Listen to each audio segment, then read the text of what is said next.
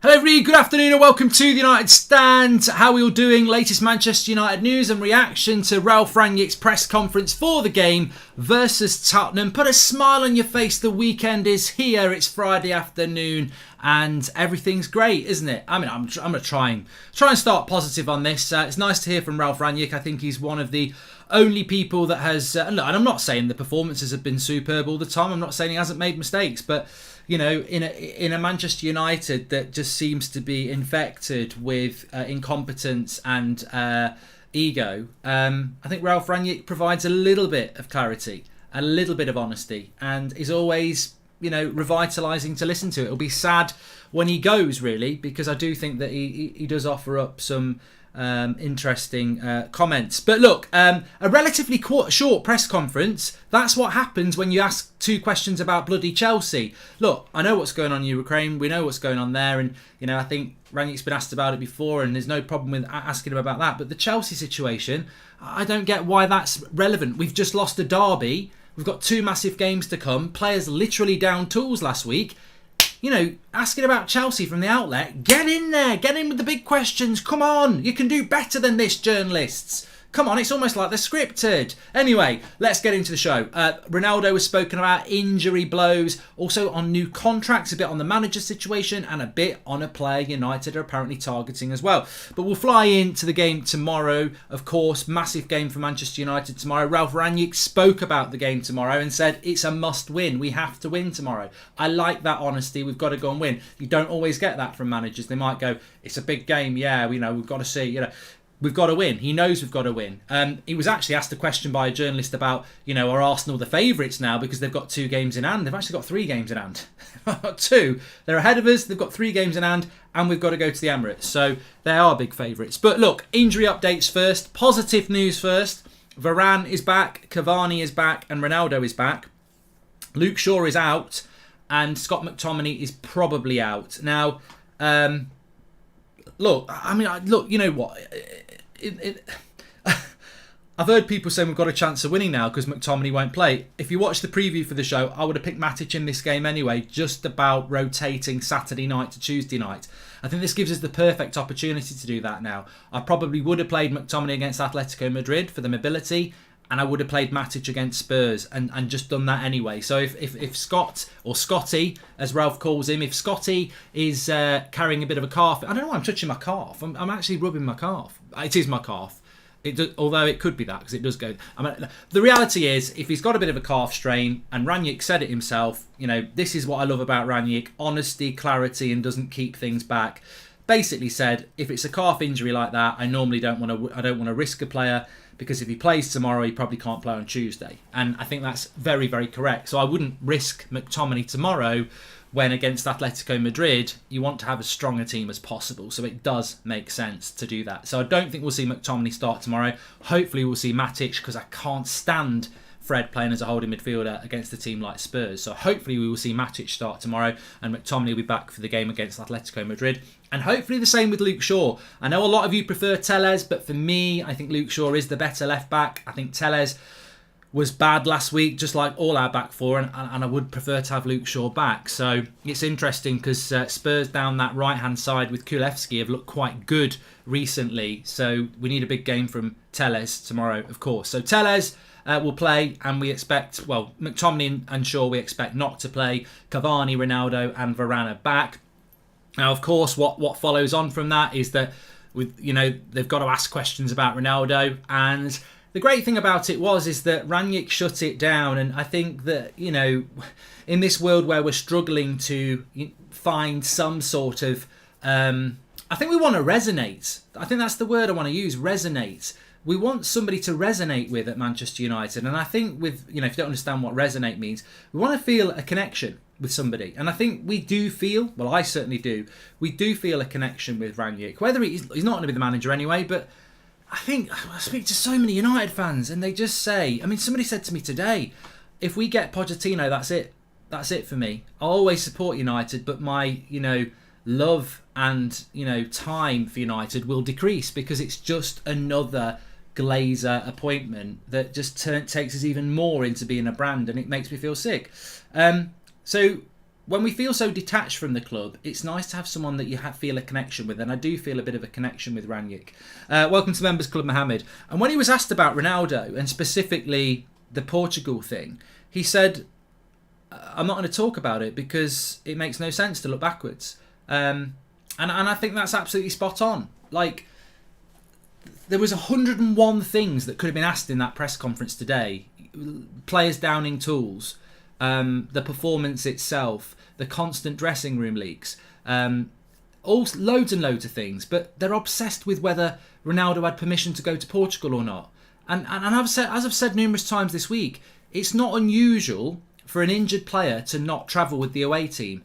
Now, whether he gets on a plane to Portugal or whether he goes to bloody Aldi to do his shopping, what does it matter when he's not part of the squad anyway? It's a storm in a teacup and it's a deflector. It takes the blame away from, there's no... I suppose people would say, well, what would you have asked him? I wouldn't have asked him about Ronaldo. I would have said, Ralph, we keep talking about this. Do you have any concerns about your captain? Because although he wasn't the worst player on the pitch last week, those players down tools. Does that not reflect on the leadership on the pitch? What a good question that would be. Apparently you wanted a midfielder in January, Ralph. Is that a major area when you're getting dominated? And I don't know whether you know this stat. I tweeted it out the other day. Rodri, the CDM for Manchester City, played more passes than Bruno, Fred and McTominay combined on Sunday. And you know what somebody said? Well, Man City are a good passing side. And I just couldn't be asked to get into the replies. I just thought, I know they're a good passing side, but that's bloody appalling. One player for Man City in the CDM position. And look, he's not De Bruyne. He takes the ball off the back four. Man City did a lot of attacking. I purposely picked Rodri because Rodri is a CDM. And yet he played more passes than Bruno, Fred and McTominay combined. Our holding midfielder, our box-to-box midfielder and our attacking midfielder. And Rodri made more than all three of those combined. So I would have asked the question about that.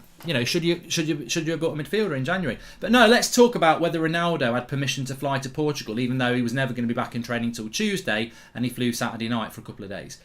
Ridiculous. But Rangnick's spot on. Rangnick basically said, I'm not going to talk about that. It's in the past, and it makes no sense to talk about it because as we've been saying all week, unless you're a Ronaldo hater, the reality is, and even Ronaldo haters have said it, what difference does it bloody make? He was injured. It's almost as if as soon as Ronaldo got on that plane and left, British air control, that's why we lost. As soon as he's flown out of England, that's what cost us the game. There's some sort of weird power that when Ronaldo's not in the UK, it's cost us the game. It cost us nothing. Ronaldo had nothing to do with that game on Sunday. In fact, what it did do on Sunday, it showed you what Manchester United's like with Ronaldo and what United's like without Ronaldo. And I'm not saying we're brilliant with him, but we're definitely worse without him. So very good answer from Rangnick, basically shutting it down and, an irrelevant story. And again, just a pure and utter example of how we've lost a derby, we're in a right mess, we've got players downing tools, lack of leadership on the pitch, and we're talking about whether Ronaldo had permission to fly to Portugal when he didn't even bloody play in the game. That's the quality of questions you get asked around Manchester United at the moment. 101 questions that would have been relevant, and we get asked about whether he had permission to go to Portugal. Alvito, welcome to the Members Club. Thank you very much. And just to follow on that, he was asked about Chelsea. He was asked a question about Chelsea. Will managers think about the job they're going to take in the future in relation to who their owners are and what they're involved in? To which Ralf Rangnick said, but 4 weeks ago nobody would have thought that Tuchel was wrong to manage Chelsea. And then again, just another intelligent answer from Ralf Rangnick. It's like, suddenly Tuchel's position doesn't look great because he's managing a club that's owned by a Russian in Abramovich. But 4 or 5 weeks ago, that was never an issue. When he was winning the Champions League, it was never an issue. Things change a lot. And I would ask the question, why is that being asked of Ralf Rangnick when we've got a massive game tomorrow against Spurs, a massive game on Tuesday? We've just lost a massive game. The club's in disarray, and we're observing a situation at Chelsea. I mean, I almost thought, actually, a better way of phrasing that is that, well, there isn't a better way of phrasing it. I was trying to make. I just want to talk about the football. I want to talk about the football. We know, managers are not politicians. Tuchel is not under any blame for managing Chelsea. That situation is very fluid and changed very, very quickly. And I just want to talk about Manchester United Football Club. That's what I want to talk about. I want to talk about the issues, right? And I tell you what, I don't know whether some of these journalists, to be fair to them, are so indoctrinated to having a manager like Ollie who will just deflect every answer. You've got such a great opportunity with Ralf Rangnick because he's very clear and honest. You can ask him anything and he will answer it. I guarantee if you'd said to Ralf Rangnick today, what do you think about the leadership on the pitch when players are downing tools like that in the second half? And that's not my word, Ralph. That's been on, pundits on telly, fans. They were disgusted with that. We would have got a really interesting answer from that. And also, maybe a question about things like, as I said, the transfer situation, the managerial situation. He will give honest answers about it. And I think that's a wasted opportunity there. Anyway, we move on. He was asked about how big this game was against Spurs, and he said that, look, you know what, I'm fully aware of the importance of the game and the game on Tuesday, but primarily the game tomorrow is the most important. We have to win this game. The focus and togetherness has been good in training this week, and we have to win this game. So I think that, obviously, I think we heard... It's not Rangnick's fault. I'm not taking the piss out of Rangnick here, but the minute he said we've had a good week in training and we've been really focused, I just started thinking about Ollie used to say it every week, didn't he? We've had a really good week in. I'm not going to do the voice, but yeah, we used to hear this from Ollie, and I hope that Rangnick's correct, because one thing I would be fair to Ollie with and fair with Ralph as well is that they both have said players have trained well and had a good week, and then we've seen them put in terrible performances. So I really hope that is true. But what I do like about Rangnick is, hit it head on, fully understood the importance of the game. We have to win this game. And then he was then asked about whether, whether Arsenal are basically the favourites for top four now, which he said, look, right now they're in the best position. And we've just got to look at ourselves and make sure we don't lose any games. And I think it's really tough. It is really tough, I look at this weekend and I think every game's going to be pivotal. But when you look at the league table and how it stands at the moment, we have got 10 games left, I think. And Arsenal have got 13 games left. We've got 10 games left. I don't know whether anybody's realised this. It's actually scary. It's really, really scary. We can only get, and we won't win all our games, but 10 games left is 30 points. That's 77 points. We're not going to win at Anfield, 74 points. And then we've got to go to the Emirates. That could be a draw. So that knocks you down to 74. Take 2 off of that, 72.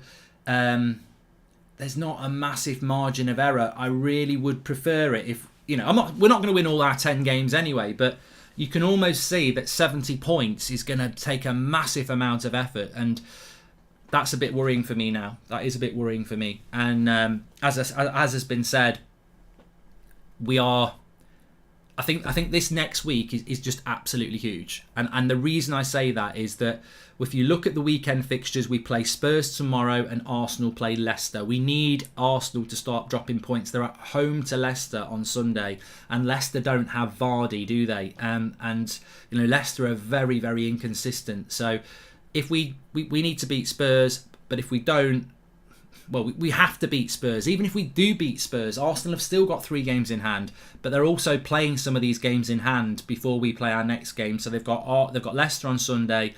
I think they've got Liverpool on Wednesday at the Emirates. I mean, I wouldn't expect them to get a result there, but you just never know, do you? Be nervous. And then next Saturday they've got Villa away.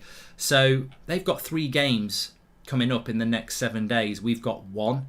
And you look at that league table and you think, look, I don't expect them to get anything out of Liverpool, but if they beat Leicester and they beat Villa, that's 6 points onto Arsenal's total, which would give them, 54 points. Even if we win our game, we'd be on 50 points, and they would have played 3, so they go 28. I'm just trying to figure out, they'd still have a game in hand. So it's a massive week. It's a massive week, but the positive is, if there is a positive, is that yes, Arsenal have got 3 games in this week, We've got one. If we win, at least it puts a bit of pressure on them, and we have to win. I know it's a cliche, last chance saloon, now or never, but I really do think we're up against getting top 4 anyway. It's going to be very difficult to do it. If we don't win tomorrow, forget about it. And I think many people have forgotten about it anyway. But deep down, I think many of us are going, it's gone, forget about it, don't worry about it. It's a bit like the last piece of pizza when you've had you've ordered a takeaway pizza on a Saturday night, and there's a last bit of pizza and you really want it, and no one's really doing anything with it, and then you go to the toilet, you come back, you wash your hands, and it's gone. Someone's halfway through it, and you go, I wanted that. I thought you said you didn't want it. Well, I was just being polite. I do want it, really. And I think, realistically, that's what we're doing with Man United in top 4. We're all going, it's gone, forget about it. We're going to be in Europa League next week. But there is a little bit of us thinking there's still a chance. And there's nothing wrong with admitting that. There is still a chance. I don't think we're going to get it, but I'm not 100% sure yet. But I'm probably about 90% sure. But if we don't win tomorrow, I'd be 100% sure we're not going to get it, because to get it, we already need Arsenal to collapse big time. I don't think there is a collapse anybody could do if we don't beat Spurs tomorrow. We just need to be top 5, as Chelsea will likely be banned, says Hatan. I mean, that would be typical. You know what? There's me, the United fan, and there's me, the despiser of how Manchester United's run. And if we don't get top 4, we don't deserve top 4. But imagine Chelsea did get points deduction or something, and then we got top 4. That would be typical Glazer, Man United. We don't get top 4 and we don't deserve it, but then we get it by default because of something that really Chelsea had no control over, and would be very unlucky to be kicked out of the top 4 because their owner, who, like Rangnick said a few weeks ago, no one would have ever thought this was going to happen. I'm not going to subscribe or hope or think anything about that. We don't deserve top 4 if we finish 5th. If we get it because of some political sanctions or anything like that, then we do. But I'm not going to spend any time thinking about that. These players don't deserve it. It's a loser mentality, as James said, exactly. We don't deserve top 4. If we don't finish in the top 4, we don't deserve it. Chelsea haven't done anything, that we know of that's football related that makes them not deserve to be in the top 4. So if they're not in the top 4, it will be because of non-football related issues, and we don't deserve top 4 if we don't get it, as far as I'm concerned. He was also asked about Marcus Rashford. I mean, the way that it's funny. It's funny, isn't it? You almost. I'm not saying there is bias in the journalistic world. You can make that up for yourself. I personally think that there probably is, but I have got no definitive evidence of it, I suppose. But you almost sense the way Cristiano Ronaldo didn't even play the game on Sunday, but did he have permission to go to Portugal? Quite a blunt question, and was leaked straight after the game on Sunday. Well, what was he doing in Portugal then? Why has Ronaldo gone to Portugal? I mean, the stupidity of it is unbelievable. The fact that this was being reported within an hour of losing the Manchester derby. Well, Ronaldo was in... Well, United might have had their arse handed on a plate and down tools, but did you know that Ronaldo's in Portugal and didn't have permission? Woo! Woo-hoo-hoo. That's what it's all about, is it? But it's almost aggressive in the way they go after Ronaldo. Rashford, who... Not my opinion, not your opinion. Rashford, who got absolutely owned on Match of the Day and Jamie Carragher's Monday Night Football, where they're highlighting him and showing him his lack of movement and lack of effort, apparently. The question about Rashford is, Rashford must be disappointed that he didn't start in the Man City derby. So Ronaldo's a bloody scapegoat for getting on a plane to Portugal, but Rashford must be disappointed he didn't start a game that he came on and played absolutely shit in. I mean, imagine, I'm sat there thinking, right, imagine if Rashford had been injured and got on a plane to Portugal when he wasn't involved in the game, but Ronaldo hadn't been picked for the game, came on for the last half an hour and then did sod all. Imagine the uproar there would have been if it had been Ronaldo coming on like Rashford did and doing sod all. I don't think the question would have been, Ronaldo must have been disappointed he didn't start in the Manchester derby. I half expected Rangnick to say, what's he got to be disappointed about? He played absolutely shit when he came on, so I was right not to pick him, wasn't I? But no, the question was Rashford must have been disappointed about not playing in the Manchester derby. What's he got to do to get back in the team was the question. And look, I don't, I'm having a go at the way news is reported there. I'm not having a go at Rashford. I like Rashford. I put it on Twitter today. I don't know what everyone thinks, but I do not think that Marcus Rashford's career at Manchester United is over. I think he'll start scoring goals at some point, and I think he will bounce back, and I don't think the club or him have any intention of parting ways. But you have to call a spade, and at the end of the day, his performance on Sunday was appalling, and he will know that. Our players don't deserve top four, they deserve what they get, says Jay. And I know it's off topic, Mark, but if you were the manager, who would you buy this summer and what positions are most important? I'll come back to that, Charlie. It's not off topic, it's a good question. What do you make of Marina of Chelsea director of football? Even if Poch, Ten Hag come in, what's Fletcher's role? Well, I read yesterday, Faisal, that Darren Fletcher's role at Manchester United is basically the horse whisperer. Have you ever seen that film with that bloke who speaks to horses and calms them down? That's what basically he's the... I don't know. Horse whisperer, bloody... I don't know what he is. Cone deliverer, puts the cones out. I don't know. They were saying yesterday that Fletcher's role is basically he gets on with the players and he gets on with Rangnick. So he basically acts as a go-between. How about Fletcher pisses off and the players listen to the manager because he's the boss? Why do we need a mediator between the... I mean, I thought this yesterday. If there's any truth in that Fletcher acts as a go-between between the players and the manager, I thought, well, this is the problem. What? Can you imagine that when Sir Alex Ferguson was here? Or Pep or Klopp? Yeah, well, Klopp and the players fall out a lot. So we've got somebody in the club who acts as a go-between between the two. A mediator, basically. What a crock of rubbish. What an absolute joke. Manchester United Football Club using Darren Fletcher as a mediator between the players and a manager shows you exactly what the problem is at that football club, if that story is true, which is the players have got too much power that they can actually need a mediator. How's about, I'm the boss, shut up, get on with it, and if you don't like it, you know where the door is. They won't go. Ornstein mentioned that the manager will be appointed in the next few weeks. PSG will only sack Poch after the season ends. They might play long ball if they want compensation. An advantage for Ten Hag, says Dan. We'll talk about that in a moment. And Rashford needs more confidence. Also, when he's going to use Lingard, he's just wasting away on the bench. Spooky, I don't know whether you were on holiday last week, but in fairness, you probably wouldn't have noticed that Lingard came on. But Lingard and Rashford came on for half an hour in the Manchester derby and were utter crap. He was also bang average when he started against Leeds a couple of weeks ago. So I think Lingard's had his chances, mate. I disagree with you on that. On Rashford, I think he needs to simplify his game. I've said this so many times. I was reading in the Manchester Evening News yesterday, I think it was Samuel Luckhurst, basically insinuating that it might be an ego problem with Rashford, that he's got a big for his boots. I don't know. I don't know Rashford. I don't know him personally. I don't know any of his management team. I don't know what he's like at all. He could be a really nice guy. He could be a footballer who's up his own arse. I do not know, and it's unfair to judge. What I do know is that there is a player there that is not the player he can be, and he needs to simplify his game. And he needs to listen, and somebody needs to be telling him that. Somebody needs to tell him he's playing crap, and somebody needs to tell him to simplify his game. Stop trying to take 2 or 3 players on and running into blind alleys. Stop trying to shoot from 30 yards out. Give the ball to good players and get into good spaces. You'll get into better spaces in the box to shoot. But Rangnick said... Interesting what Rangnick said, because it's the second time he's said this.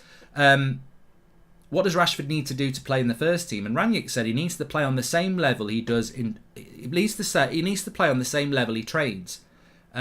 He's got the talent to do almost everything a top striker needs to do. He needs to transform his training performance to games. Now, I think that's quite interesting, isn't it? Because that. To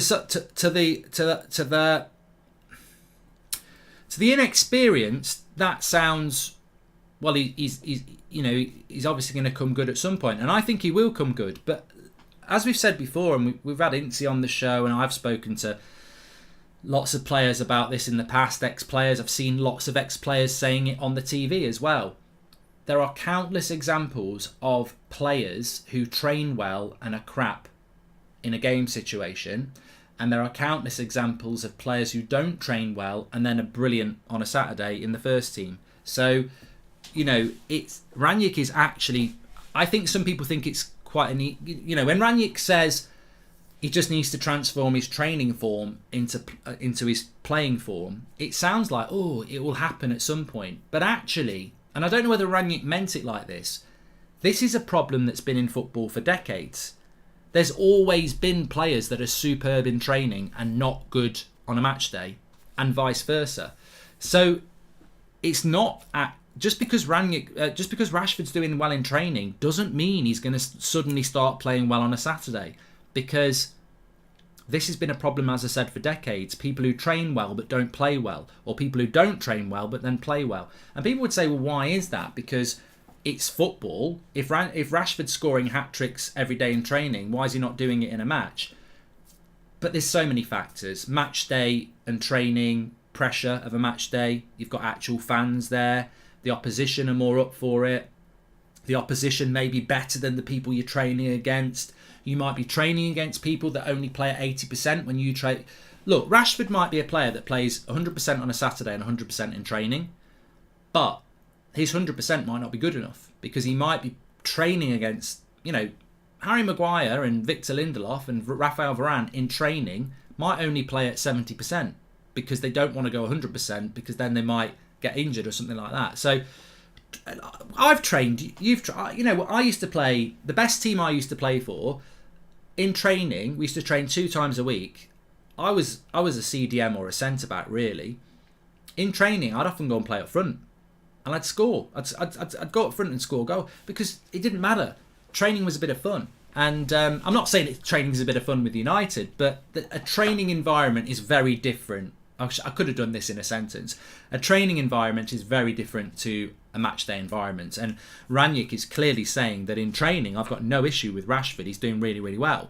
We need to get that onto a match day, which is not as easy as it sounds. And again, it comes down to Rashford himself. He's got to get back in the rhythm of playing well on a Saturday, consistently as well. If he scores 2 goals tomorrow, how United work. It will be, phone of Rashford, he's back and all this, get the clicks. But what if he plays shit again against Atletico Madrid? I mean, I know Rashford's a good player. I know Maguire can be a good player. But they're both playing very badly at the moment. We crave just one good game. But even when they get back to that, if they get back to that, we then need consistency. It's a long road back, and consistency is key, which is why, in the case of Rashford, it's easier than the case of Maguire, because Maguire, I think he's got flaws to his game at the top level, Maguire, if you want to play with a high line, etc., which is well documented. But with Rashford, you're playing as an attacker. There's things you can do to get back into form. I remember Alan Shearer, Gary Lineker, even Van Nistelrooy at times. Strikers, Ronaldo's going through one at the moment where they're not scoring lots of goals. It's a lack of confidence. Everything you hit seems to miss. But as soon as you get your form back, everything you hit goes in. And Rashford has the talent. He just needs to simplify his game. Don't force it. As I said, if I was in Rashford's ear, I would just say, look, mate, when you get the ball, give it to Bruno, give it to Pogba and move into a better position. Stop trying to take 3 or 4 players on. You can see your confusion when you get the ball. You're overdoing it. And when you're 30, 40 yards out, stop trying to shoot. If you've got an opportunity to try and put a cross in the box, do it. If Deleu's overlapping, use him. Start getting second phase assists or third phase assists where, you're passing it to Deleu, the cross comes in, it's a goal. You've still been a part of the team and it will be observed. You don't have to score all the time. If you get an assist, or you pass the ball to someone who does get an assist, or you pass it and make some movement for somebody else, fans these days will notice that. But when you're giving the ball away all the time or running into blind alleys, fans are noticing that. Just simplify your game. Simplify your game and build your confidence up gradually. I think Rashford's form has eroded gradually. He needs to get back into form gradually. Rashford is represented by Rock Nation, the agency owned by Jay-Z, and have people like Kevin De Bruyne and Lukaku. He just needs to be humble, says Milverton Richards. I don't know whether that's true or not, but he just needs to simplify his game, really, I think. Anyway, Rangnick said that he needs to he basically needs to perform in a match day like he does in his training. A couple of other things I wanted to talk about as well, because I'm on Twitch at 3 o'clock doing my new transfer window of the new season. Links in the description. Make sure you give me a follow. Live on Twitch at 3, TUSFC. Pritam says, Liverpool's training sessions are probably more intense than their actual games. That's exactly what Ralph Rangnick wants to implement. The sad truth is that we don't have enough time to do it, says Pritam. Yeah, I think that's a great observation on Rangnick. This is high-end sport. It's high-end football. When you're doing summer pre-season for a half-decent team, you're not planning in the next 9 months out so that different points of the season you've got different fitness levels. When you're playing for a Premier League club, the fitness and conditioning you do in June and July, well, July because they're on holiday in June, is very important for the season ahead. And basically, we will have been conditioned this season to be a counter-attacking team because that's what Solskjaer was. Rangnick comes in November when you're playing 3 games a week, and you can't get those players to suddenly improve their stamina levels and fitness levels and intensity levels to play to the way that Rangnick wants to do, because if he does, they're going to pick up injuries. And that's a shame that Rangnick could never do that and will never be given the opportunity to do that. But I still think Rangnick would take the job. I think he'd love the job, but he's got absolutely no chance of getting the job, to be honest with you. I agree with you, Stephen. He says Rashford's no striker. I don't know why Ralph keeps referring to Rashford as a striker. I think he'd be a very basic striker. I think it would be an injustice to liken him to a Jamie Vardy or an Andy Cole type striker who's just quick. They've got way more strings to their bow. I don't think Rashford's good playing with his back to goal, hold-up play. I don't think his link-up play is as good as it needs to be. And I don't think his spatial awareness is that great either. And I also don't think he's very good in the air. So for me, Rashford playing down the middle is if you want to kick the ball in behind and he's just got blistering pace. I still think Rashford's best position is wide forward.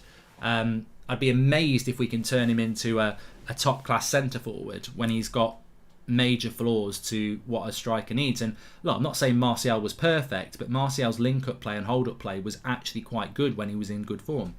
Just catching up from your video this morning, I obviously hope we win against Spurs and Atletico, but I also hope we get Ajax if they beat Benfica this year. Hugh, I desperately just want us to win on Tuesday. We've got to win tomorrow. I know we did a poll the other day. I don't know which game I want to win more, but the one that gives me the most excitement and passion is Tuesday. I mean, this is an embarrassment tomorrow. To have to beat Spurs at home to stay in a race for 4th is embarrassing. And we have to win, and I hope we do. But Tuesday night is the one that gives me more excitement. We're not going to win the Champions League, but you've got to be in it to win it. And it's the only bit of excitement we've got left this season for me is the Champions League. So that's the one I want to win. Just a few things I wanted to discuss as well. I wanted to bring this in very, very quickly. It wasn't a question that was asked of Ralph Rangnick, and it wouldn't be a question that was asked to Ralph Rangnick because I don't know how he'd answer it. But it's an observation, really, and it was based on one of the comments that one of you'd made on a previous video. And basically, in January, Manchester United basically, stop saying bloody basically. So in January, Ralph Rangnick wanted a midfielder. Zakaria was mentioned. We know that from Romano. Kamara was mentioned. And United said no. And United said no because we're getting a new manager in the summer and it would be unfair to buy a player that the new manager might not want. I called it out as nonsense at the time, like many of you did, because I think a midfielder might have helped us get top 4. You look at the points that we've dropped. You look at how bad our midfield's been. Look at the Southampton game. Look at the Burnley game. Look at the Wolves game. Who else have we drawn with recently? Watford. You're telling me if we'd brought in a holding midfielder that was decent, that might have been the difference. So United didn't buy anybody in January because they didn't want to spend money and they thought they'd still get top 4 if they didn't. It was a gamble and it's absolutely failed so far. But if you do think United didn't buy a player in January because they were waiting for the new manager, and considering some of these players were €5 million like Zakaria, why is it United are negotiating new contracts? And again, this is a story that a proper journalist should be running, because you don't have to dig too deep to expose United's hypocrisy. We're not going to buy a player in January because we don't want to buy anybody at the moment because we're getting a new manager in the summer. Even though buying somebody in January would have been ridiculously cheap, considering some of the options, and also it would have given us a better chance of getting top four that looks unlikely, and is going to cost you about £50 million. So you could have bought a midfielder for €5 million in January that probably would have helped you got top four. You didn't do it because you were thinking about a new manager in the summer, and you've also lost 50 million because you've not got in the Champions League. Makes no sense. It's stupid, isn't it? But it's also a load of nonsense anyway. They basically didn't do it because they don't like spending money, because ultimately, what's the difference between we're not going to buy a player in January because we're getting a new manager in the summer and we want to know who they want? What's the difference between that and then we're not renewing any contracts till the summer because the new manager might say not to do it? But that's not happening. We won't buy a player in January because of the new manager, but we will renew contracts without letting the new manager know. It's hypocrisy. Total and utter hypocrisy. We are dealing with people on new contracts at the moment. We are negotiating on contracts at the moment. Some of them you don't even know the names of. Their contracts are coming up next year. And I'm not going to name names, but there's a lot of contracts coming up for next year. Fred, Delo, to name two. There are a few. There's more high-profile ones like Bruno Fernandes and Luke Shaw, Pogba, things like that. So United's board are happy to negotiate with a lot of players that some of our fans would say shouldn't be here. And a new manager might go, I wouldn't give him a new contract. But they wouldn't buy anybody in January. It's complete and utter hypocrisy. If I'm Pochettino or I'm Ten Hag and I come in the summer and they go, sorry, we bought a midfielder. We bought Zakaria in January. He's only £5 million, but we probably should have waited. I'd go, no, your midfield's crap and he's all right and it's only €5 million and that's absolutely fine. I'm more concerned that you've negotiated a new contract with Luke Shaw. I wouldn't have kept him. I'm more concerned that you're negotiating a new contract with David De Gea. I mean, I wouldn't have kept him. And Fred, why have you done that? I'm the new manager. Why would you give people contracts? Why couldn't you wait a few months? Since when did United care about what was fair? Look at Donny, and they don't back any manager anyway, says White Boy. And get the video to 1,000 likes, says TB. And subs. No, what I mean is when I said I'm not going to name names, I don't know who they're negotiating with contracts now, but I know they are negotiating contracts, and you can figure out who some of them might be. And I'm not saying that I would give Luke Shaw a new contract. I would give David De Gea a new contract. I wouldn't give Fred a new contract. I don't know how you could even begin to negotiate giving Fred a new contract the way he's played this season. I wouldn't. He's on 120 grand a week apparently as well. I would be getting rid of that straight away. And also a couple of more things. Manager choice. I don't want to get into the whole Ten Hag Pochettino thing, although I did actually see in the comments of the video this morning somebody'd said that you talk about Ten Hag having a structure at Ajax and it's very successful, but Poch hasn't had a structure at PSG. And I was like, oh my god, is there actually people who think that Poch has been working in an environment that's not very good for him at PSG? I mean, look, I wouldn't imagine he's got total control at PSG, but it's not a bad structure, is it, when you've got two teams that could probably compete in the top four for Premier Leagues, La Ligas, and any other league, and you've got a front three that he's got. But I'm not going to go into that route because we spent a lot of time talking about Ten Hag and Poch this morning. The manager, and my observation is based on some of the things that are coming out about Ten Hag, that if he wants the job, he's going to have to be desperate. And I don't think he's going to be desperate, because I think he could stay at Ajax for another year. Maybe Pep goes, maybe the Real Madrid job comes up. In the next year, either Real Madrid, Chelsea, Liverpool or Man City will come up. And maybe others. Maybe Barcelona will come up, maybe Bayern Munich will come up. Doesn't look like Barcelona and Bayern Munich managerial jobs will come up, but they might do. But in the next year, there'll be a really big job that comes up. And when I say a big job, I'm not talking Man United. I'm talking a team that actually can win the league or the Champions League. So Ten Hag won't be desperate. I think he'd like the United job, but I don't think he'll be desperate in the sense that he's not going to beg for it. That's what desperation is. So I don't think Ten Hag's going to be there, please give me the job, even though he wants it. And we don't want a manager that wants to do that, because we've had Mourinho do that and it went wrong because the club has the power then. But United, what type of manager do United want? And I'm not going to say they're getting Poch, even though I do think they will. But what the manager that Man United want is they want somebody who's so desperate for the job that they'll take the job, not moan about money, be happy to be controlled, and be happy to be the fall guy. And basically, that's the type of manager Man United want. They want they don't want Conte, because he won't come and do the job in them circumstances. They want a manager that's desperate. That's what they want, because Oli was desperate for the job. Mourinho was desperate for the job. They will want a manager who is desperate for the job, because if someone's desperate for the job, they're grateful, and they're respectful, and they're grateful, and they will, whatever you tell me, I'll do. And that is the profile of manager that United have gone for in the last few appointments, and I think that that's what they will be looking for again. And that worries me about Ten Hag, because I don't think he will be desperate. I think I think he's intelligent enough to look at the club and go, I would like the job, but I would want this, and this in place. And will the club, when they've got a manager that's going to be absolutely desperate for the job, are they going to go for a manager that's demanding? But the reality is, desperation means failure. Demanding means progression. And I would also say that I'm very concerned about what we're walking away from. Going back to Rangnick's press conference, here is a man who knows how to build a football club.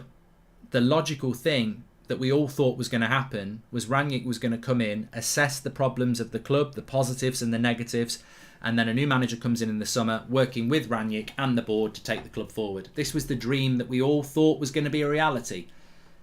I don't know whether that's going to happen, because if that was going to happen, it's very clear that Ralf Rangnick would want Ten Hag. He would, because Ten Hag works under that sort of structure at Ajax, and Rangnick would provide us with that structure to support Ten Hag. I just don't think United are going to go down that route. I think we're so close we can almost touch it. Rangnick moves upstairs to work with Ten Hag as the coach, and we have a new United. I think we're so close to that. It's not even a speculation, is it? We've already got Rangnick in the club and Ten Hag wants the job. We're so close to that. Rangnick above Ten Hag, working with Murta and everyone else. That's what we're so close to. But I think what's going to happen is, I think Rangnick's going to leave. I don't think we'll get Ten Hag, and we'll go for the Pochettino with the normal board, which is what we had with Mourinho and what we had with Oli. We will get Poch, and Ten Hag will go to City or Liverpool, and we'll see their dominance continue, says Nick. I think sadly that is the danger, yeah. Hi Mark, would you take Tuchel if he had to leave Chelsea? And why is Matic always on the winning team but never plays? Also hope you're right, says Spotter. I'm alright, mate. I don't know why this Tuchel Chelsea thing's going to happen. I've got absolutely no information or no indication that this is going to be a bad thing for Chelsea. In the long term, I don't think it's going to destabilise the football side of things at all. I think it will get resolved very quickly and Chelsea will be fine. Hi Mark, from a purely tactical perspective, who would you say has more strengths amongst Ralf, Ten Hag and Poch? You know what, in honesty, I think they've all got their merits. Pochettino's football's not, he's not useless. He's just not the right pick for Man United. Rangnick is I think Rangnick is more of a builder of clubs. I think Ten Hag, I would answer it in the same way I've answered it a few times. If Liverpool were looking for a Klopp replacement, or Pep were looking for a City were looking for a Pep replacement, or Bayern Munich were looking for a Nagelsmann replacement, would they go for Ralf Rangnick, Ten Hag or Poch? And I guarantee all three clubs would go for Ten Hag, and that's why we should be going for him. Hi Mark, would you do a show on the board of directors with some info on each member, just so we know exactly who's running the club, says Ross. You know what? Again, I think a real journalist should be doing that. In 9 years, we still don't really have clarity on how that board works. There are a number of people on that board that people don't even really know their names or what they do. And again, that should be something that proper journalists are doing. But they're not. They're not doing it.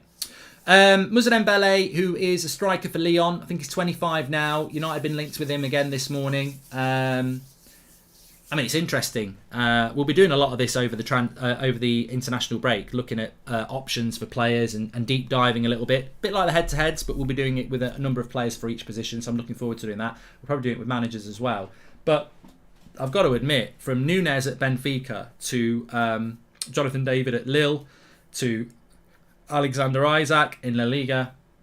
I don't know why Moussa Dembele is coming into the equation. Isak's a risk, David's a risk, and Nunes is a risk. But they're all younger profile risks with the potential to develop. I'd be worried about a Nunes or a Jonathan David or an Isak, but I'd understand why we're doing it, because we're not going to get a Haaland. But a Dembele, I think that's a level below those three. I really do. And is it because he's cheap? He's got 1 year left on his contract. But we might not be linked to him anyway. Football is a funny game. Few days before the Madrid PSG game, media was saying Poch was wanted by Real. Then Real go beat him. I hope that happens. I'd prefer Ancelotti over him, says Hugh.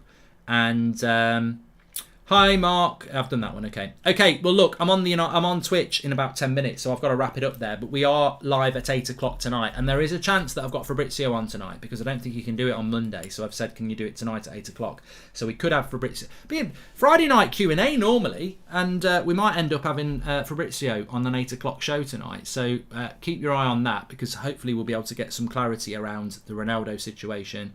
Asher says maybe you could expose everything, Mark. I'm happy to discuss it.